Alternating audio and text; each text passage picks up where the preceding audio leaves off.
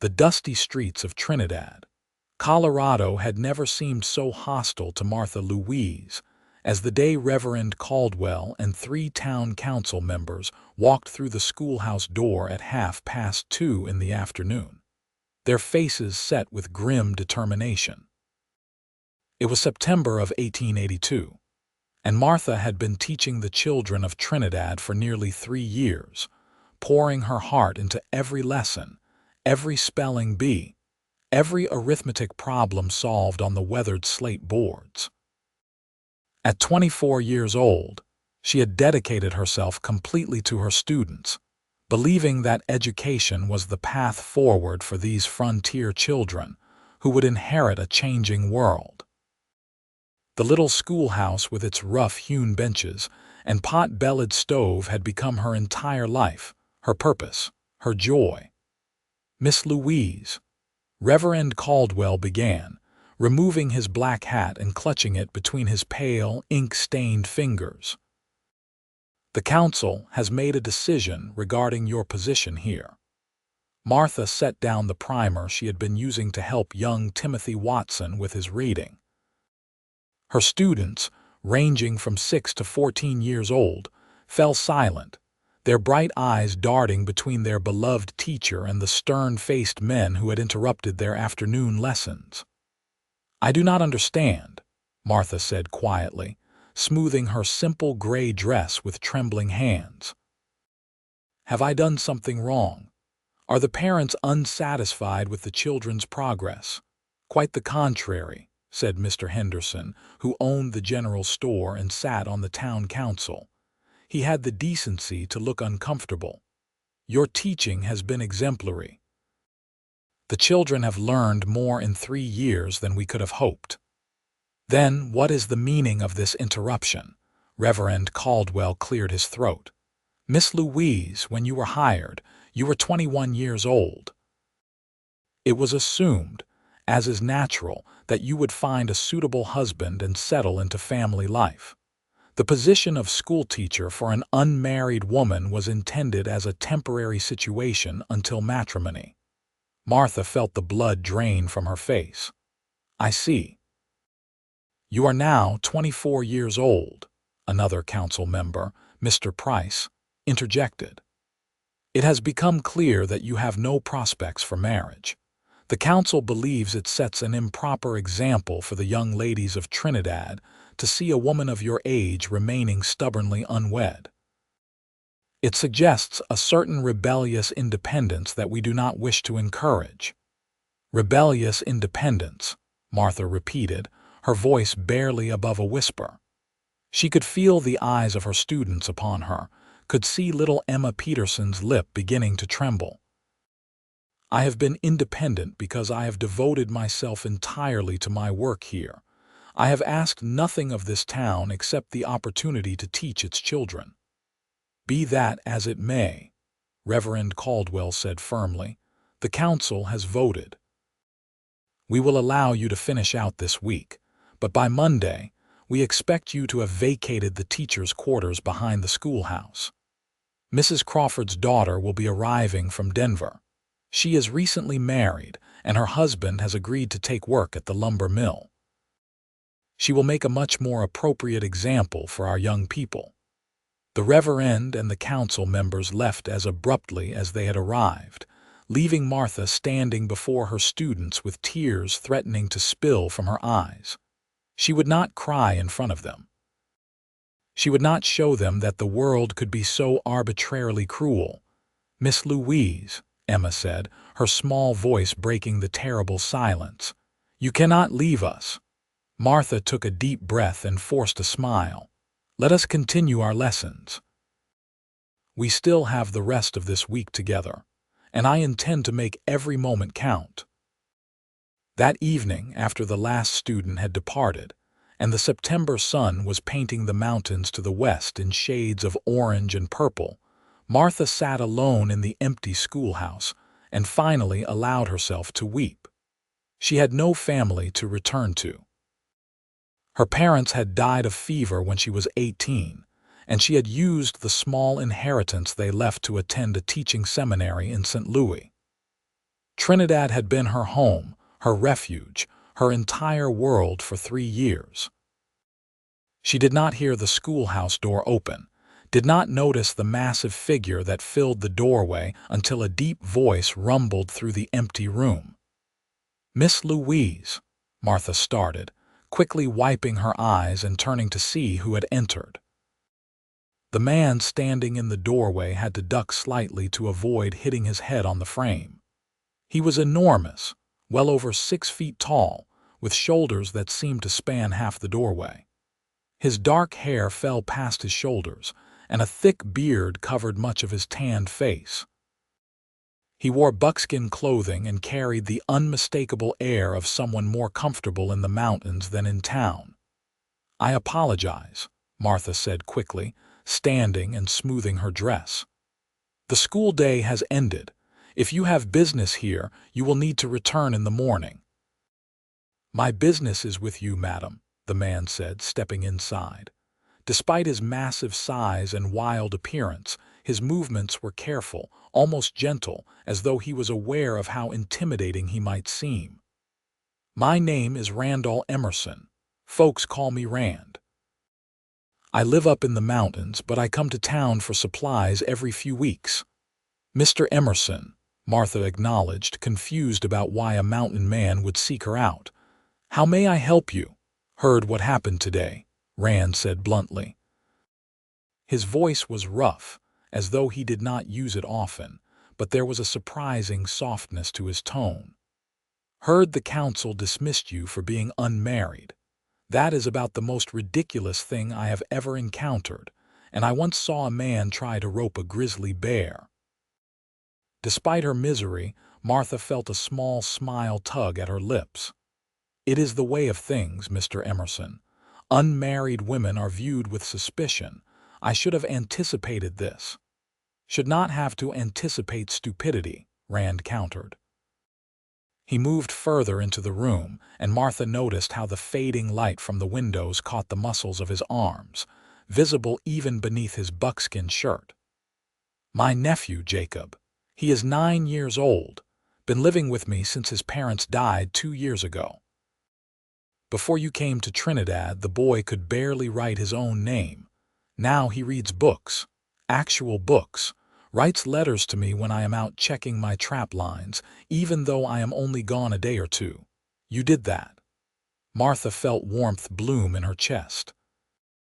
Jacob Emerson was one of her most dedicated students, a quiet boy who had arrived 3 years ago barely able to speak above a whisper, traumatized by the loss of his parents to a winter fever.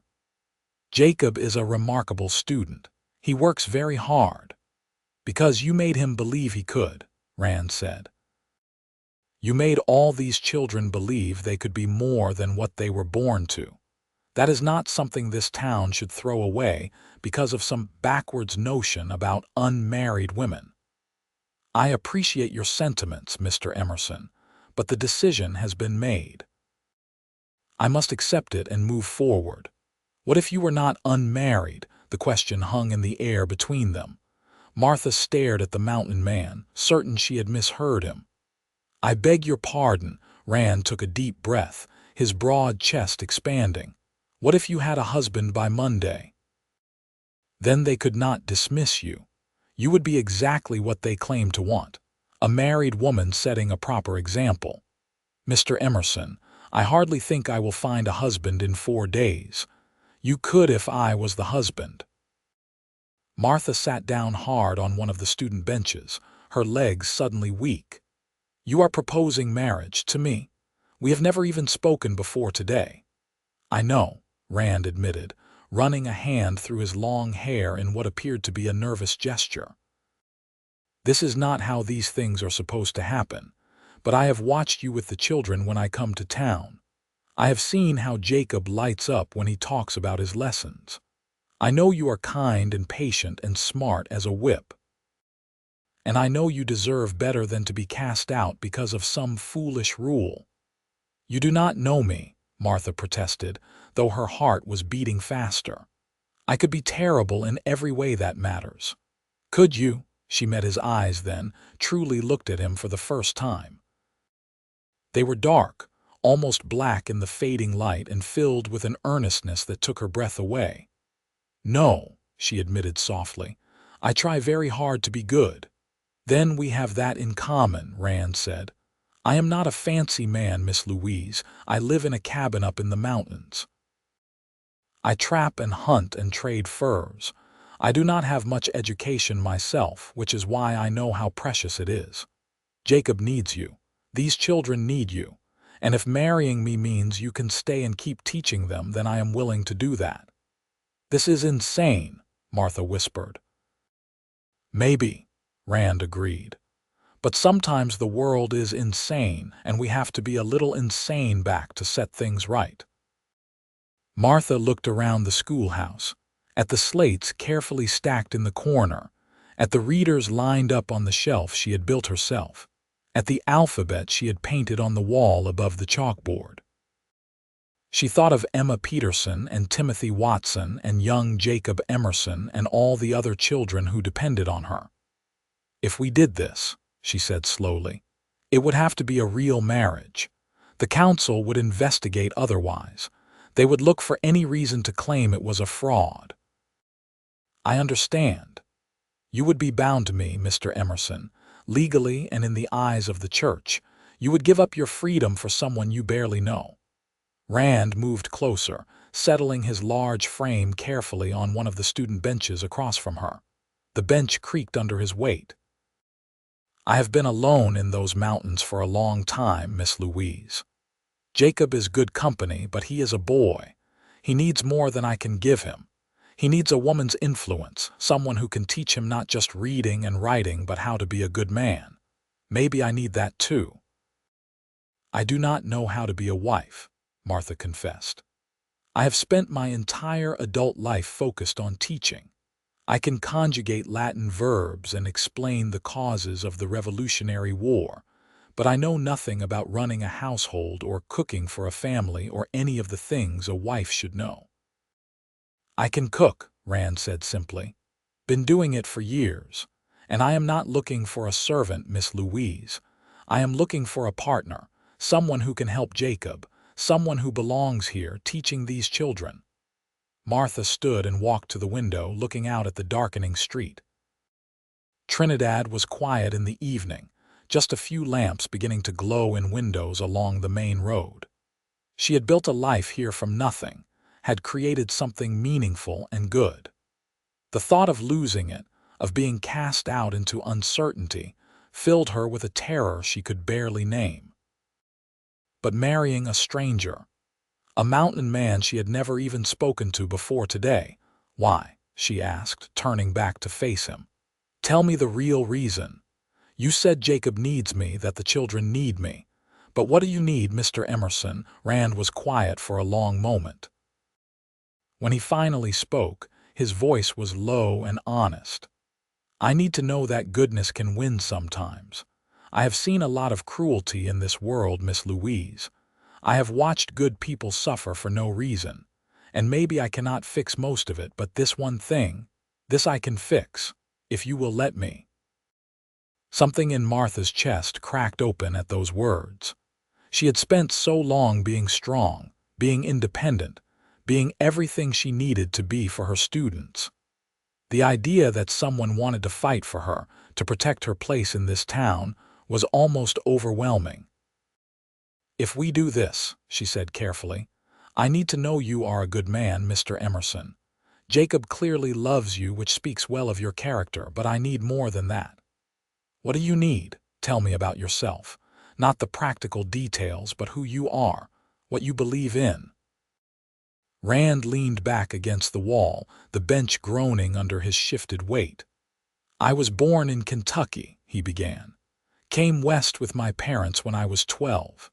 My father was a farmer, but the land was no good where we settled. He died trying to make it work. My mother followed him a year later. I have been on my own since I was 16. That must have been very difficult." "It made me strong," Rand said, "but maybe too hard. I spent years in the mountains, avoiding people, avoiding connections. Then my brother died, and suddenly I had Jacob. a 9-year-old boy who had just lost everything. I did not know the first thing about raising a child. You seem to have managed well. Because of you, Rand insisted. You gave him something to care about. You showed him that the world could still be good and interesting and full of wonder. You did that, Miss Louise, not me. Martha moved back to the bench and sat down closer to him this time. You brought him to school. You made sure he attended every day. You supported his education. That matters more than you know. They sat in the growing darkness, two strangers contemplating a decision that would alter both their lives forever. Finally, Martha took a deep breath. If I agree to this, I have conditions. Name them. I will continue teaching as long as the town allows it. That is not negotiable. Agreed. I will need time to adjust to being married. I cannot simply step into the role of wife overnight. We will take whatever time you need. And Jacob, he must come first. Whatever happens between us, his well-being is paramount. Always, Rand said firmly. Martha extended her hand. Then yes, Mr. Emerson, I will marry you. Rand's large hand engulfed hers, his palm rough with calluses but his grip gentle. Call me Rand. If we are going to be married, we should use first names. Martha, she replied. Most people call me Miss Louise because of my last name, but my first name is Martha. Martha, Rand repeated, as though testing how it felt in his mouth. It suits you. They married the next morning at the small church on the edge of town, with Jacob as their witness and Reverend Caldwell performing the ceremony with obvious reluctance. The Reverend had tried to insist on a longer engagement period, but Rand had stood firm, his massive presence filling the small church office where they had gone to make arrangements. The lady needs to be married by Monday, Rand had said, his voice leaving no room for argument. We will marry tomorrow. If you refuse, we will ride to La Veta and find a justice of the peace there. Reverend Caldwell had acquiesced, though he made his disapproval clear through every moment of the brief ceremony. Martha wore her best dress, a simple blue cotton that she had sewn herself 2 years prior. Rand had clearly made an effort as well, appearing in clean buckskins and with his long hair pulled back neatly. When the Reverend pronounced them man and wife, Rand leaned down and pressed a chaste kiss to Martha's cheek. His beard was softer than she had expected, and he smelled of pine and wood smoke. "Thank you," he whispered, so quietly that only she could hear. By noon, the news had spread through Trinidad like wildfire. The council members appeared at the schoolhouse just as Martha was preparing lessons for Monday, clearly ready to enforce her dismissal. They stopped short when they saw Rand standing beside her, his arm casually draped across her shoulders. "Gentlemen," Martha said calmly, "I believe there has been a change in circumstances. May I introduce my husband, Randall Emerson?" The expressions on the council members' faces would have been comical if the situation were not so serious. Mr. Henderson recovered first, his mouth opening and closing like a landed fish. "You married," he finally managed. "When?" "This morning," Rand supplied. Reverend Caldwell performed the ceremony, everything legal and proper. Reverend Caldwell, who had accompanied the council members, nodded reluctantly. "It is true. They are legally wed before God in the territory of Colorado." "Well," Mr. Price blustered, his face reddening. "This is highly irregular. The timing is suspicious. Are you suggesting my wife and I married under false pretenses?" Rand asked, his voice dangerously soft. He stepped forward and the council members instinctively stepped back. Even Reverend Caldwell looked nervous. "Are you questioning the sanctity of our marriage vows?" "No, of course not," Mr. Henderson said quickly. "It is just unexpected." "Love often is," Martha said, surprising herself with the steadiness of her voice. She moved to stand beside Rand, drawing strength from his solid presence. But I am now a married woman, am I not? Therefore, your concerns about my unmarried status are resolved." The council members looked at each other, clearly trying to find some argument, some loophole that would allow them to proceed with her dismissal. But the logic was inescapable. They had dismissed her for being unmarried. She was now married. They had no grounds to continue with their decision. "Mrs. Emerson may retain her position," Reverend Caldwell finally said, though he looked as though the words tasted bitter. "However, she will need to vacate the teacher's quarters. It would be improper for a married woman to live separately from her husband." "Naturally," Rand agreed. "Martha will live with Jacob and me. We have a cabin up in the mountains, about 2 hours' ride from town." This presented a new problem, one that Martha had not fully considered. 2 hours each way would make it difficult to maintain regular school hours, especially in winter. "We will work it out," Rand said firmly. "Perhaps Martha can stay in town during the week and come home on weekends. There must be someone in Trinidad willing to rent a room to a respectable married woman." "Mrs. Patterson runs a boarding house," Mr. Henderson offered, seeming relieved to have found a practical solution. "I am sure she would be happy to accommodate Mrs. Emerson during the school week." And so it was decided. Martha would teach Monday through Friday, staying at Mrs. Patterson's boarding house in town. On Friday evenings, Rand would come to collect her and bring her to their mountain cabin for the weekends. It was an unusual arrangement, but then, everything about their situation was unusual. The council members departed, and Martha and Rand were left alone in the schoolhouse once more. Jacob had been waiting outside during the confrontation, and Rand called him in now. "You can come in, boy." "It is settled." Jacob entered shyly, his eyes bright with hope. "Miss Louise gets to stay." "She does," Rand confirmed. "And you should probably start calling her something other than Miss Louise now. She is family." Jacob looked at Martha uncertainly. "What should I call you?" Martha knelt down to his level. "What would you like to call me, Aunt Martha?" Jacob suggested tentatively. Martha felt tears prick her eyes. It was perfect, giving her a role in his life without forcing her into a position she had not earned. "I would like that very much." Jacob threw his arms around her neck, nearly knocking her over with the force of his enthusiasm. Martha hugged him back, feeling the last of her doubts begin to dissolve. Whatever challenges lay ahead, at least she had done right by this child. That first weekend in the mountain cabin was an exercise in awkwardness and adjustment.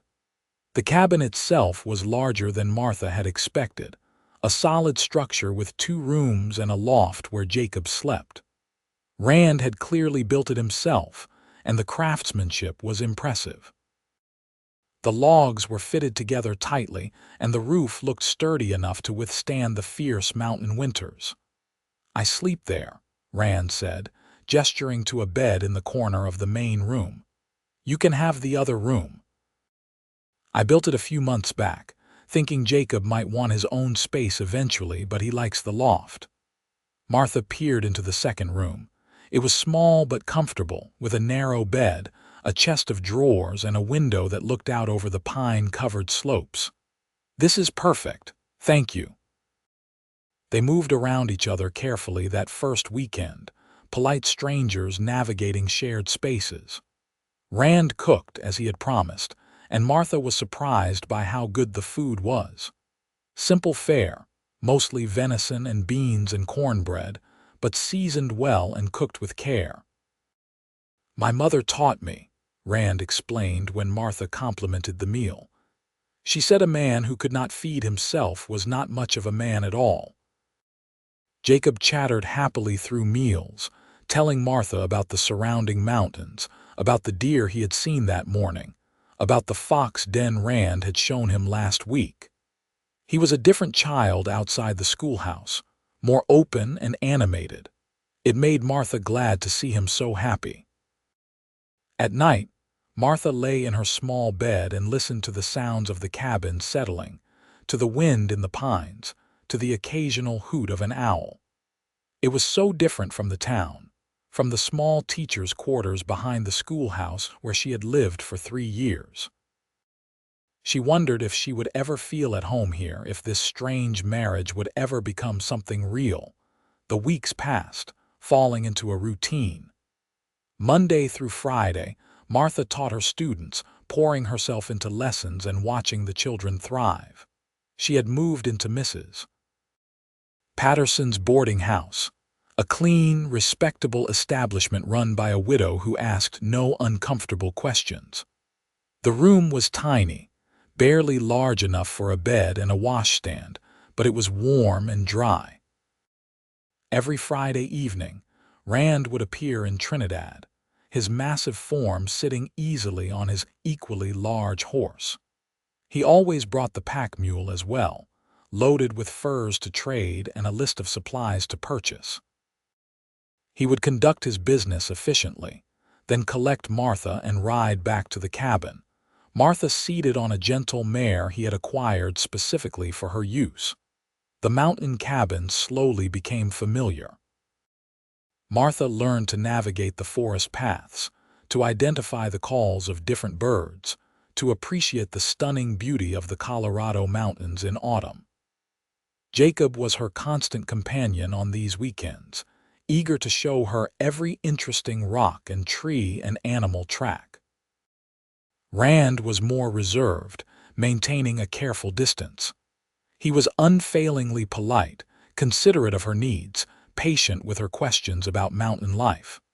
But there was a wall between them, a formality that reminded Martha constantly that theirs was a marriage of convenience, not love.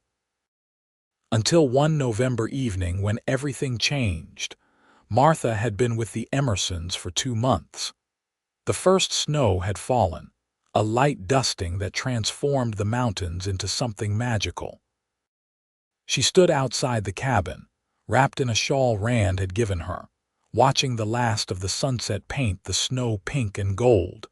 She did not hear Rand approach until he was beside her, moving with the silent grace of someone who had spent years in the wilderness. "Beautiful, is it not?" He said quietly. "Breathtaking," Martha agreed. "I never imagined I would live somewhere like this. Do you regret it? The marriage, I mean, the isolation up here." Martha considered the question carefully. "No," she said finally. "It is not what I planned for my life, but very little has been. I thought I would spend my entire life teaching in Trinidad, growing old in that little room behind the schoolhouse. This is different, but not worse, just different." "You make Jacob so happy," Rand said. "He talks about you constantly during the week." What Aunt Martha said, what Aunt Martha taught them, what Aunt Martha would think about this or that. "He makes me happy too," Martha said honestly. "He is a wonderful boy, Rand. You have done an excellent job with him. I have tried, but he needs more than I can give him. He needs softness and learning and all the things I do not know how to provide. You provide more than you know. He feels safe with you, loved. That is more important than anything else." They stood in comfortable silence, watching the stars begin to emerge in the darkening sky. Finally, Rand spoke again, his voice hesitant. "Martha, I need to tell you something." She turned to look at him, concerned by his serious tone. "What is it, this marriage? When I proposed it, I told you it was for Jacob, for the children, for doing the right thing, and that was all true. But it was not the complete truth."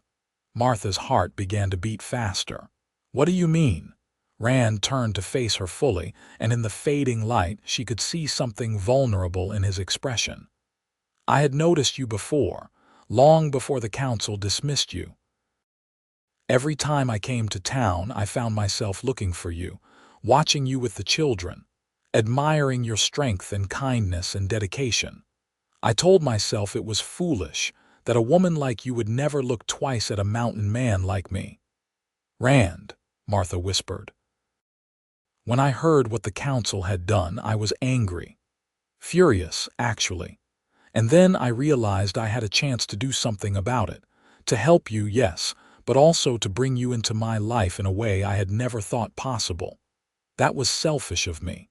I should have told you from the beginning. Martha reached out and took his hand, feeling the familiar roughness of his palm against hers. You have been nothing but kind to me. You gave me a way to keep teaching, to stay in Trinidad, to remain with the children I love. How could I view that as selfish? Because I wanted more than just to help you, Rand admitted. I wanted you to be part of my life, part of our family. And as these weeks have passed, as I have watched you with Jacob, as I have had you in my home, I have come to care for you deeply, more than I have any right to.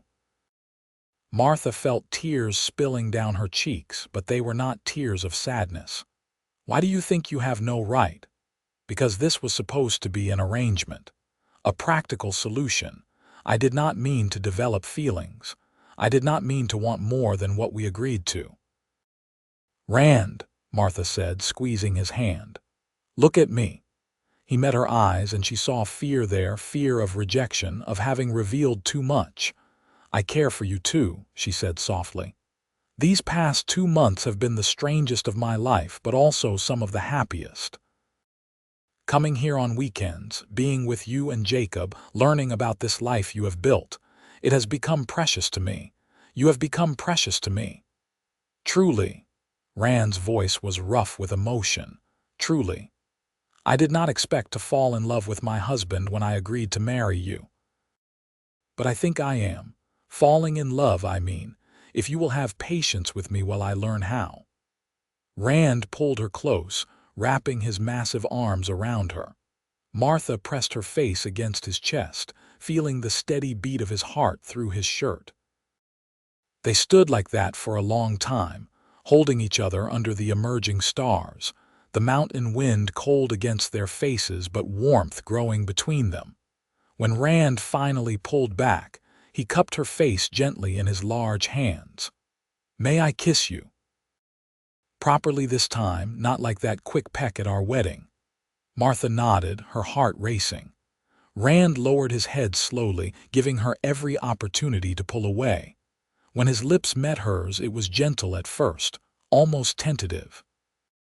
But as Martha responded, rising on her toes to press closer, the kiss deepened, becoming something real and true and full of promise. When they finally broke apart, both breathing hard, Martha laughed softly. I think we have been doing this marriage backwards. Maybe, Rand agreed, a smile transforming his usually serious face. But we got to the right place eventually. That winter was harsh, as mountain winters always were. The snow fell deep and heavy, and there were weeks when traveling between the cabin and Trinidad was impossible.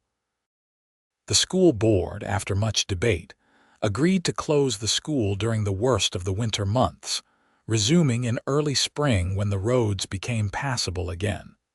Martha spent those long winter weeks at the cabin, learning a new kind of life.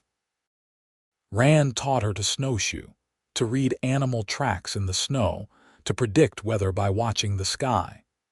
She taught Jacob more advanced lessons, turning their kitchen table into a classroom and watching him flourish with the individual attention.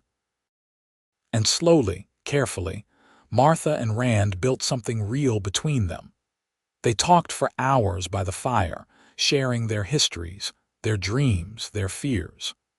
Rand told her about his years alone in the mountains, about the loneliness he had grown so accustomed to that he barely noticed it anymore. Martha told him about losing her parents, about the terror of being completely alone in the world, about finding purpose in teaching.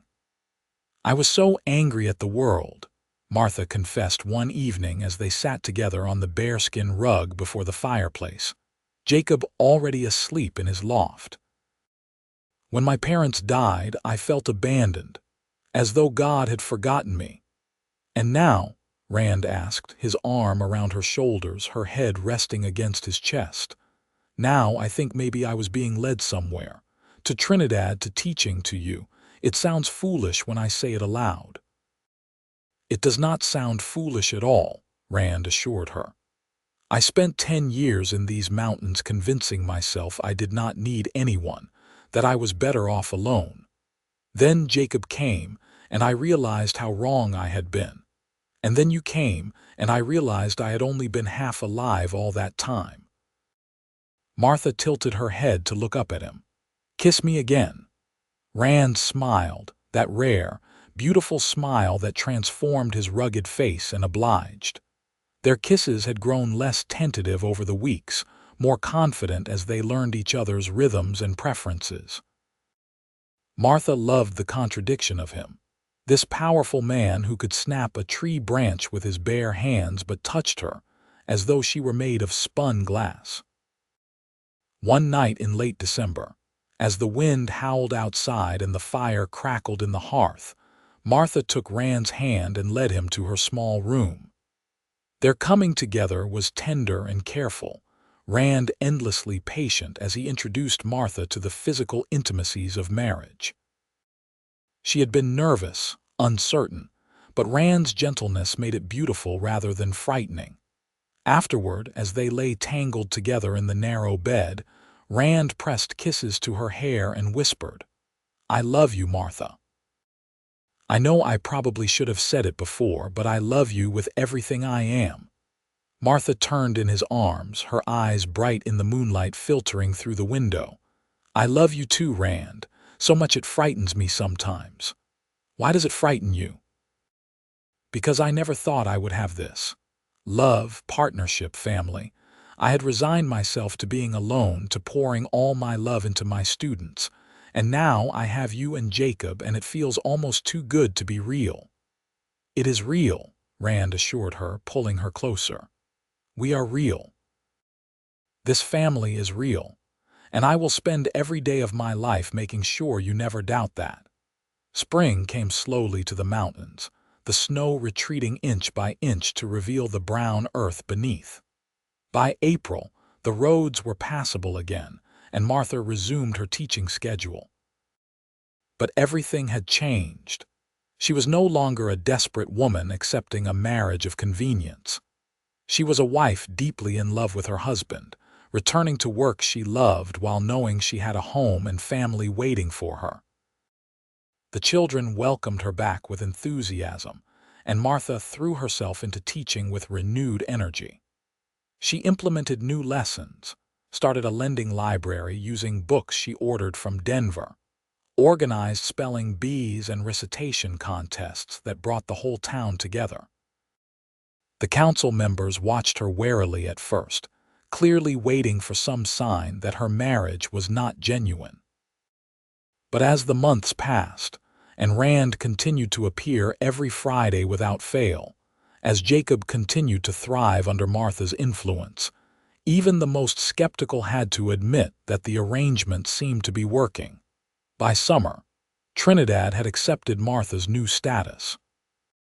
She was no longer the peculiar, unmarried teacher, but rather Mrs. Emerson, the dedicated educator married to that mountain man who brought in such excellent furs. Rand began spending more time in town, taking on occasional work as a guide for hunting parties or helping with heavy construction when the lumber mill needed extra hands. "I do not want you spending all week alone anymore," he explained when Martha questioned this change. "I know you have your teaching and that is important, but I want to be near you.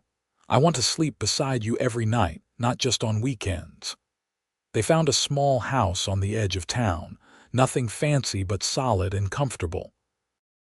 Rand negotiated with the owner, paying in furs and labor, and by August they had moved in. The mountain cabin remained their retreat, the place they would go on weekends and during school breaks, but the house in Trinidad became their primary home. Jacob flourished with this new arrangement. He attended school every day, excelling in his studies and making friends among the other children. At home, he had both Rand's steady presence and Martha's gentle guidance. He grew taller, his voice beginning to crack and deepen as he approached adolescence. One evening in September, a year after their marriage, Martha and Rand sat on the porch of their small house, watching the sunset paint the distant mountains in shades of purple and gold. Martha's hand rested on her stomach, over the small swell that was just beginning to show. "Are you scared?" Rand asked quietly, his large hand covering hers. "Terrified," Martha admitted, "but also happy, excited." "Is that strange?" "Not at all. I feel the same way." Rand pulled her close, his arm around her shoulders. "Jacob is thrilled about becoming a big brother." "He is going to be wonderful with the baby," Martha agreed. "He has such a kind heart." "He gets that from you." "He got it from both of us," Martha corrected. "You taught him compassion and strength. You showed him how to be gentle despite his size and power. Those are lessons I could never have taught him." The baby arrived in early spring of 1884, a healthy boy with a powerful set of lungs and his father's dark eyes. They named him Thomas, after Rand's father. Jacob was indeed wonderful with his new brother, eagerly helping with feedings and diaper changes and spending hours simply watching the baby sleep. Martha took a brief leave from teaching, just 6 weeks, before returning to the schoolhouse. Mrs. Patterson happily watched baby Thomas during school hours, and Martha would nurse him during the lunch break. It was exhausting, managing both her teaching duties and motherhood, but Martha had never been happier. The school board, perhaps recognizing how valuable Martha had become to the community, made no complaints about her return to work. In fact, enrollment had grown steadily under her tenure, and Trinidad's children were gaining a reputation for being better educated than those in neighboring towns. By the time Thomas was 2 years old, Martha was pregnant again. This time, she felt more confident, less afraid. The pregnancy was harder, and when the baby finally came in the summer of 1886, it was a difficult birth that left Martha weak and exhausted. But when the midwife placed the tiny girl in her arms, Martha wept with joy. They named her Elizabeth, and she had Martha's green eyes and a disposition that was equal parts sweet and stubborn. Rand was besotted with his daughter, this tiny creature who wrapped him around her finger from her first breath. Jacob, now 14, was patient and protective with both his younger siblings. He had grown tall and strong, clearly taking after his uncle in build, but he retained the gentleness that Martha had nurtured in him. He talked of becoming a teacher himself someday, of bringing education to frontier communities that lacked schools.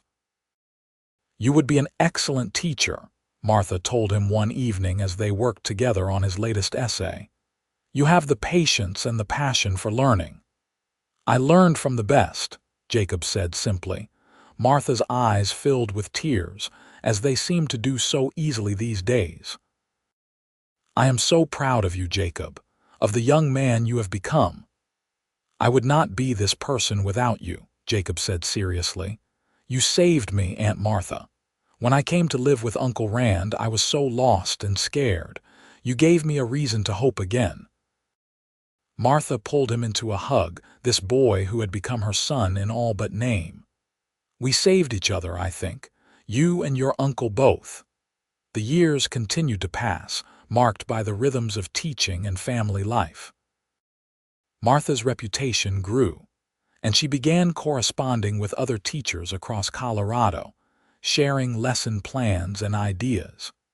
She wrote articles for educational journals, advocating for better funding for frontier schools and arguing for the importance of educating girls as well as boys. Rand supported her work completely, proud of his wife's accomplishments and increasingly involved in the community himself. He was elected to the town council in 1888, the first time he had ever participated in local politics. He used his position to advocate for the school, ensuring adequate funding and supplies. "Who would have thought?" Martha teased him one evening after a particularly contentious council meeting, "that the mountain man who proposed to me out of nowhere would become a pillar of the community. "I had an excellent teacher," Rand replied, pulling her into his arms. "You showed me that being strong meant fighting for what mattered, not hiding in the mountains." "You were never hiding," Martha protested. "You were surviving. There is a difference, maybe.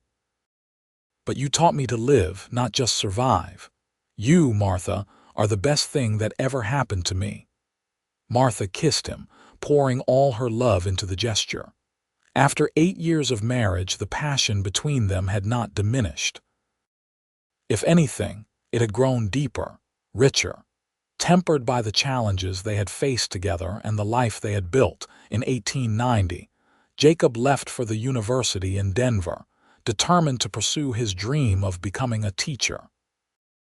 His departure left a hole in their daily life, but Martha and Rand were proud of him, knowing they had given him the foundation he needed to succeed. Thomas, now 6, had started school, sitting in his mother's classroom and trying very hard not to show favoritism when she praised his work. Elizabeth, at 4, was a whirlwind of energy and curiosity, constantly asking questions and getting into mischief. "She is exactly like you," Rand told Martha one evening as they watched Elizabeth attempt to teach her dolls their letters. "I was never that energetic," Martha protested. "Not in body, maybe, but in mind. You have always had that same unstoppable curiosity, that same determination to learn and grow and push boundaries." Martha smiled, watching their daughter scold a doll for not paying attention. "She is going to be a force of nature when she grows up." "Just like her mother," Rand said proudly. The turn of the century brought changes to Trinidad. The railroad had expanded, bringing more people and more commerce. The town grew, new buildings rising along Main Street, new families arriving to make their homes in Colorado. The school enrollment swelled, and Martha successfully lobbied for a second teacher to help manage the growing number of students. She was 42 years old now, her dark hair showing threads of silver, her face marked by smile lines and the gentle weathering of years spent in the mountain sun. But her eyes were still bright with passion for her work, and her students still loved her with the fierce devotion she had always inspired. Rand had aged as well, his beard now more gray than brown, his movements just slightly slower than they had been in his youth. But he was still strong, still protective, still the solid foundation of their family. And he still looked at Martha with the same wonder he had shown that first night when she agreed to marry him. In 1903, Jacob returned to Trinidad with his new wife, a bright young woman named Sarah he had met at university. They took over the second teaching position at the school, working alongside Martha to educate the next generation of Trinidad's children. "It has come full circle," Martha told Rand one evening as they sat on their porch, watching the sunset as they had done for so many years. "Jacob teaching alongside me, carrying on the work we started." "You started it," Rand corrected. "You were the one willing to fight for these children, to marry a stranger rather than abandon them." "We both fought," Martha said. "You were the one who gave me the means to stay. You risked your freedom, your future, for someone you barely knew." "Best risk I ever took," Rand said, pulling her close. 21 years married to you, Martha, and I still wake up every morning grateful that you said yes." Thomas was away at school himself now, studying engineering and talking about building railroads. Elizabeth, at 17, was preparing to attend the same teaching seminary her mother had graduated from all those years ago. The house was quieter with just Martha and Rand, but it was a comfortable quiet, the peace of two people who knew each other completely. In 1905, Martha finally retired from teaching. She was 47 years old and had taught for more than 25 years. The town threw her a celebration, former students coming from as far as Denver to honor the woman who had shaped their lives. Martha stood before them all, Rand steady at her side and spoke about the privilege it had been to serve the children of Trinidad. "Teaching was never just a job to me," she said, her voice carrying across the crowded town hall. "It was a calling, a passion, a purpose. Each of you, every child who sat in my classroom, was precious to me. You were the reason I fought to stay when the council tried to dismiss me. You were the reason I built a life here in Trinidad, and you have given me more joy than I can ever adequately express." There was not a dry eye in the building when she finished. Rand wrapped his arm around her as the crowd applauded, and Martha leaned into his strength, overwhelmed by the outpouring of love. Retirement suited Martha. She took over the town's small library, organizing the collection and starting a reading program for children. She wrote a book about teaching methodologies on the frontier that was published by a company in Boston and used in teaching seminaries across the country. She spent long afternoons with Rand, taking walks through the mountains they both loved, talking and laughing and simply enjoying each other's company. Jacob and Sarah had 3 children of their own, and Martha delighted in being a grandmother, teaching the little ones their letters and numbers and watching them grow. Thomas returned to Trinidad after completing his degree, taking a position with the railroad company and courting the daughter of the general store owner. Elizabeth graduated from the teaching seminary and took a position in a mining town in the western part of the state, determined to bring education to children who had never seen the inside of a schoolhouse. In the spring of 1910, Martha and Rand celebrated their 28th wedding anniversary. They had planned a quiet dinner at home, just the two of them, but Jacob and Sarah surprised them by organizing a party with half the town in attendance. 28 years, Martha marveled as they danced together in the town hall, the same building where she had given her retirement speech 5 years earlier. "When you proposed to me in that schoolhouse, could you have imagined we would come this far?" "I imagined you would change my life," Rand said, holding her close as they swayed to the music. "I did not imagine how completely, or how happy you would make me." "The council thought they were punishing me by dismissing me," Martha reflected. "But instead they gave me the greatest gift of my life, you, our family, this community we built together." "They did us both a favor," Rand agreed, "though I am not sure they would see it that way." Martha laughed, the sound still bright and musical despite the years. "Reverend Caldwell still looks uncomfortable whenever he sees us together, as though he expects our marriage to suddenly reveal itself as the fraud he always suspected it was. Let him look uncomfortable. We know the truth. This marriage was the most real thing I have ever done." They danced until Martha's feet ached and Rand's back protested. They accepted congratulations from neighbors and friends, from former students who were now parents themselves, from council members who had long since forgotten their initial resistance to Martha's unconventional marriage. As the evening wound down and they walked home through the quiet streets of Trinidad, Rand took Martha's hand, their fingers interlacing with the easy familiarity of decades together. "You ever regret it?" he asked quietly. "Giving up your independence, your life as it was before?" Martha stopped walking and turned to face him, her hand coming up to cup his weathered cheek. "Never, not once. You gave me everything that mattered, Rand. Love, family, purpose, partnership. I was alone before you, even when I was surrounded by students and community. You made me whole." "You did the same for me," Rand said, his voice rough with emotion. "I was just existing before you came into my life. You taught me how to truly live." They stood in the moonlight, two people who had found each other against all odds, who had built something beautiful from what should have been a simple arrangement of convenience. Around them, Trinidad slept, the town they had helped shape and grow, the community that had become their home. "Come on," Martha said, tugging his hand. Let's go home. Home was the small house on the edge of town, expanded and improved over the years but still fundamentally the same place they had made their own 27 years earlier.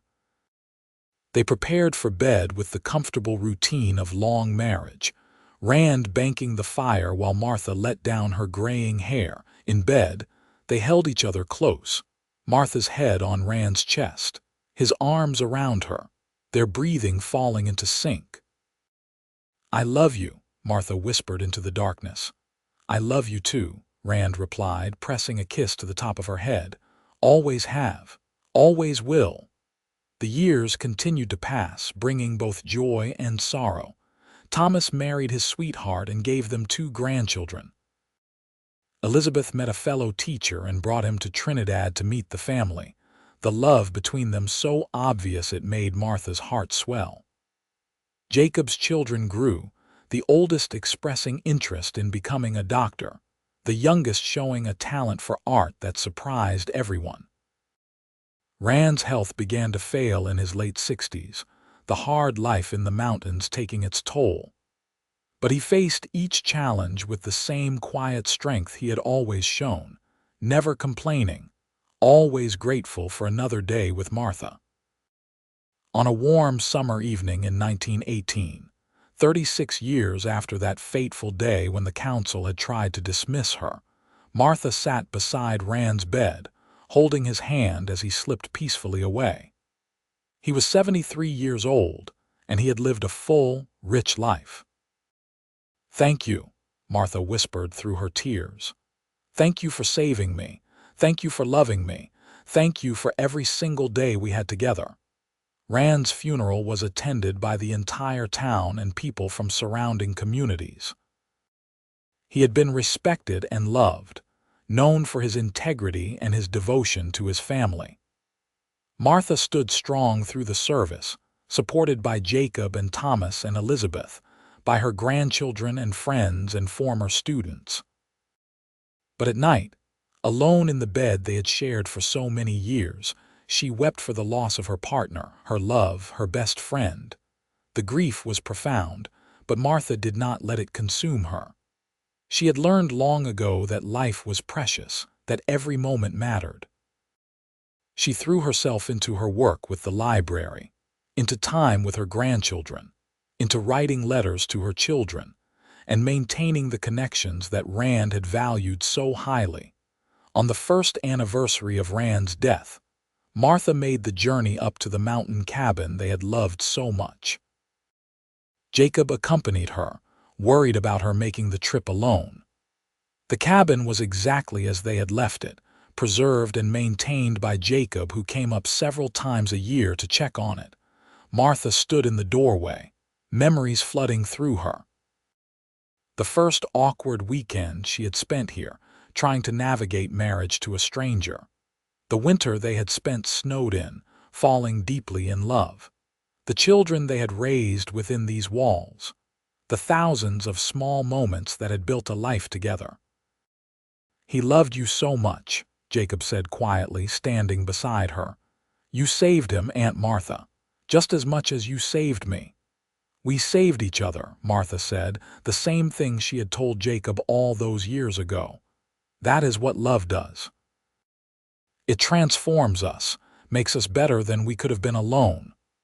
Martha lived another 8 years, active and engaged until the very end. She saw Thomas's children grow into young adults, watched Elizabeth become a school superintendent, celebrated Jacob's appointment as principal of the Trinidad school system. She held her first great-grandchild and marveled at the family that had grown from that desperate decision she and Rand had made so long ago. When Martha passed peacefully in her sleep in 1926, at the age of 68, Trinidad mourned the loss of one of its most beloved citizens.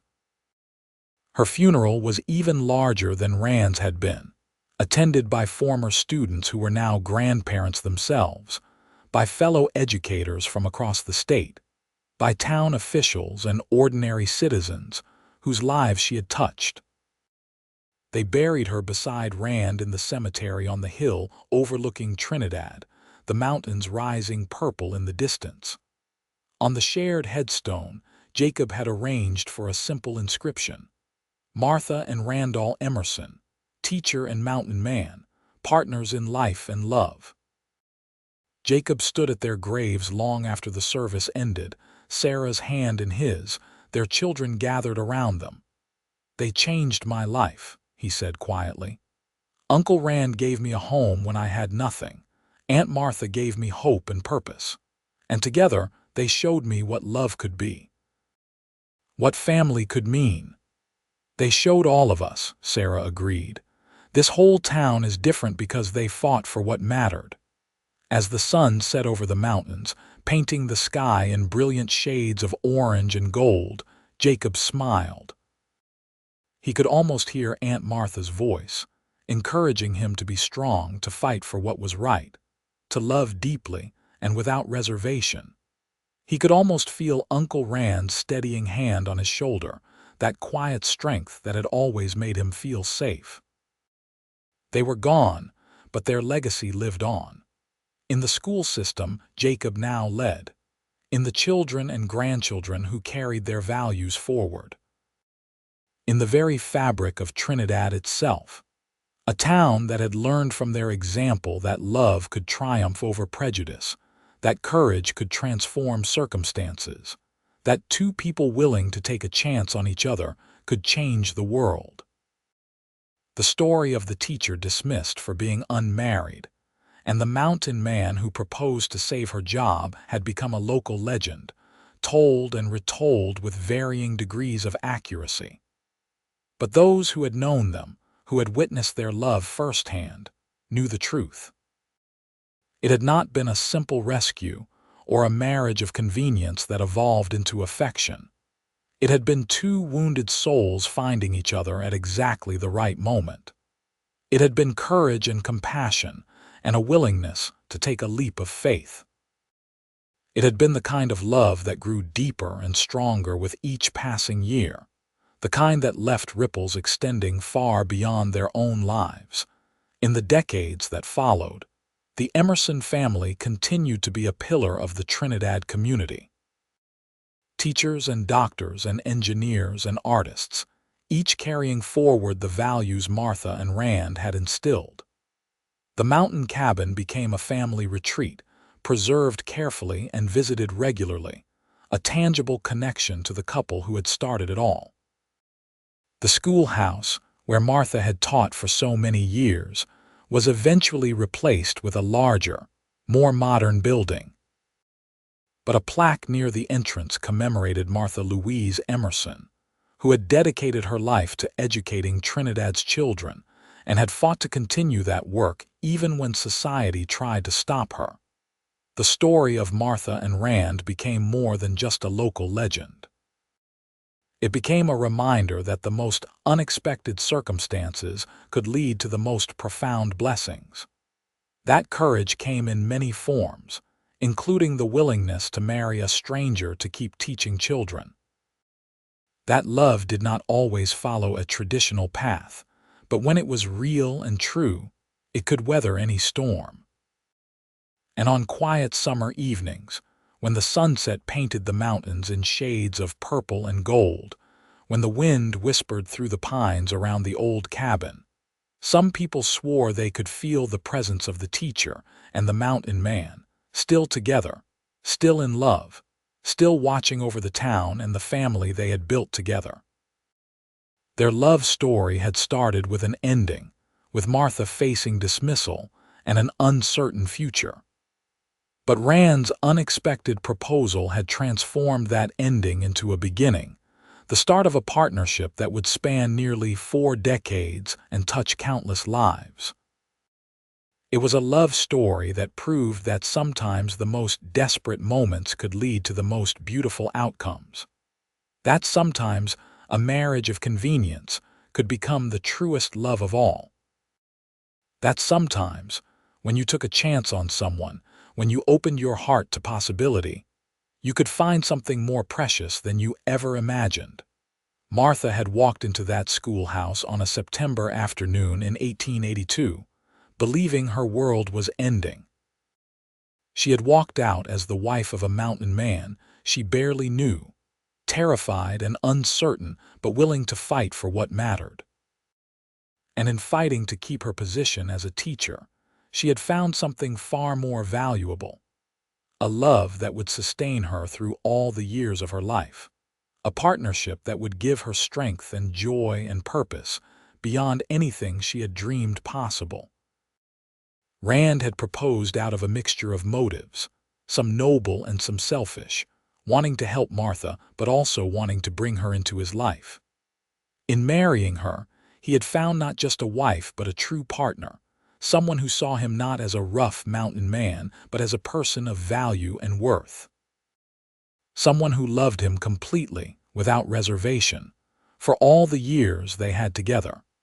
Their story became a testament to the power of love to transform lives, to the courage it takes to open your heart, to the beautiful, unexpected ways that fate could intervene. And though they had both been gone for many years, their love lived on in the family they had created, in the community they had shaped, in the countless lives they had touched. The teacher who had been dismissed for being unmarried, and the mountain man who had proposed to save her, had built something that would last far beyond their own lifetimes. They had built a legacy of love, of courage, of fighting for what mattered. And in doing so, they had proven that sometimes the most beautiful love stories start in the most unexpected ways, with a desperate proposal in a small schoolhouse, and two people willing to take a chance on forever.